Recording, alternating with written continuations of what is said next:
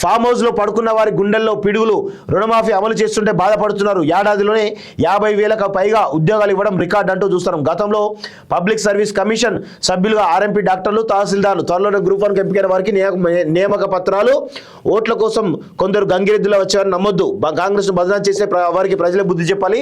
10 ఏళ్లుగా జేజేహేను జాతికి అంకితం చేయకపోవడం ద్రోహం. బుద్ధిని పక్కన కేసీఆర్ విగ్రహం కోసం ప్లాన్ చేశారు. ఆరోగ్య ఉత్సవాల్లో సీఎం రేవంత్ రెడ్డి అంబులెన్స్లు, ఫుడ్ సేఫ్టీ వాహనాలు ప్రారంభం. 466 మందికి నియామక పత్రాలు అందజేస్తా అంటూ చూస్తా ఉన్నాం.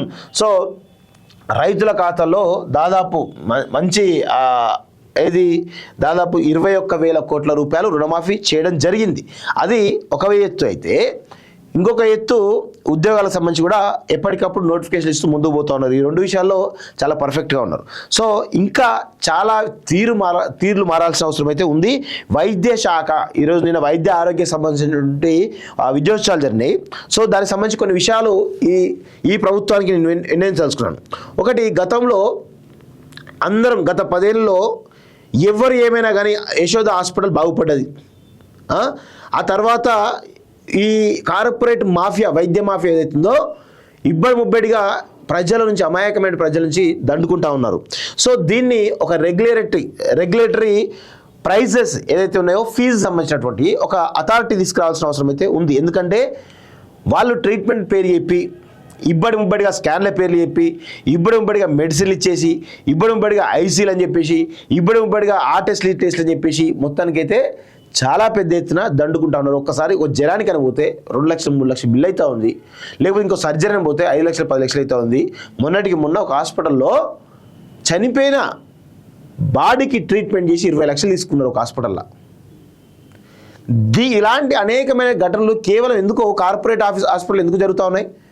ఒక యశోదల్లో, ఒక అపోలోల్లో, లేకపోతే ఒక సన్షైన్లో, లేకపోతే ఒక కిమ్స్లో ఎందుకు జరుగుతూ ఉన్నాయి?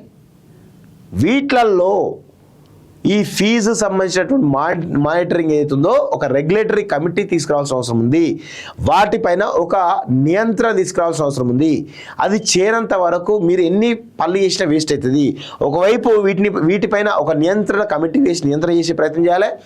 ఇంకొక వైపు ప్రభుత్వ ఆసుపత్రులను బలోపేతం చేసే దిశగా ప్రయత్నాలు జరగాలి. ఈరోజు డాక్టర్లు ఎవరైతే ఉన్నారో, జూనియర్ డాక్టర్లు కానీ ఎవరు కానీ, వాళ్ళు 1 year ఇంటర్న్షిప్ అంటారు. 1 yearతో పాటు ఇంకొక 1 year 2 years పెంచండి ఇంటర్న్షిప్. పెంచితే కనుక వాళ్ళకు ఒక రకమైన అలవెన్స్ ఇస్తామని చెప్పేసి కూడా చెప్పండి. క్లియర్గా చెప్తే బాగుంటుంది.